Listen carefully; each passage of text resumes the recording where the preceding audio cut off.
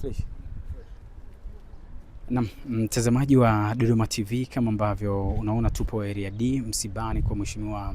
Waziri Lukuvi, na tayari muda si mrefu tuweza kumsikia Mheshimiwa Waziri Mkuu kile alichokizungumza katika swala zima la maombolezo, na ameeleza ni namna gani ameweza kuguswa na msiba huu wa Mheshimiwa Waziri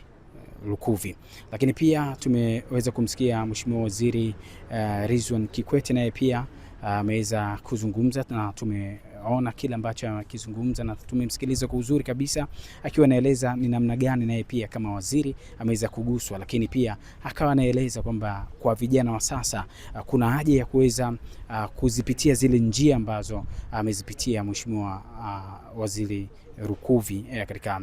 namna ambavyo alivyoanza kuwa kiongozi mpaka umauti unamkuta. Amepita katika nafasi mbalimbali hapa serikalini, na kaeleza Mheshimiwa Ridhiwani kuhusiana na kile ambacho yeye kama yeye binafsi kwamba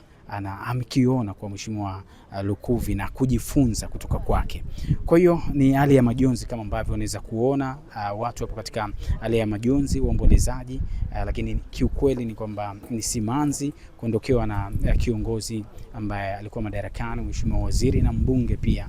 ambaye watu katika jimbo lake la Isimani wapo na majonzi. Na muda si mrefu pia tumeweza kusikia ratiba kuhusiana namna ambavyo